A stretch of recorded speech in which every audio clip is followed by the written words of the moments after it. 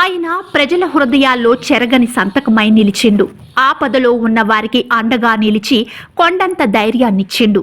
బడుగు బలహీన వర్గాల కడగండ్లను తొలగించి అఖండ జ్యోతిగా పాలమూరు చిత్రపటంపై దేదీప్యమైన కాంతులను విరజిమ్ముతూనే ఉన్నాడు. పేదల పాలిట పెన్నిదిగా, అన్యాయం చేసే వ్యక్తుల పాలిట సింహ స్వప్నమై నిలిచిండు.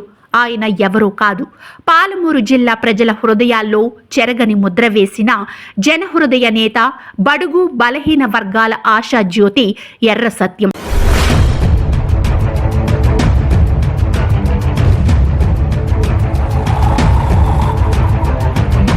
31 సంవత్సరాలు గడిచిపోయినా ఇంకా ఆయనను జిల్లా ప్రజలు గుండెల్లో పెట్టుకొని ఆరాధిస్తున్నారంటే ఆయన ప్రజలతో ఎలాంటి సంబంధాలు కొనసాగించారో అర్థమవుతోంది.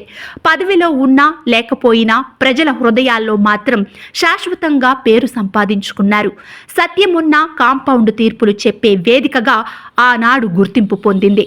వేలాది మంది అనుచరులను, తనను ప్రేమించే నిరుపేదలకు ఆయన భౌతికంగా దూరమైన హృదయాల్లో మాత్రం ఎప్పటికీ గుర్తుండే పోతారు. బుధవారం ఆయన వర్ధంతిని పాలమూరు జిల్లా కేంద్రంలోని ఎర్ర సత్యం చౌరస్తాలో నిర్వహించేందుకు కుటుంబ సభ్యులు, అభిమానులు, అనుచరులు ఏర్పాటు చేస్తున్నారు.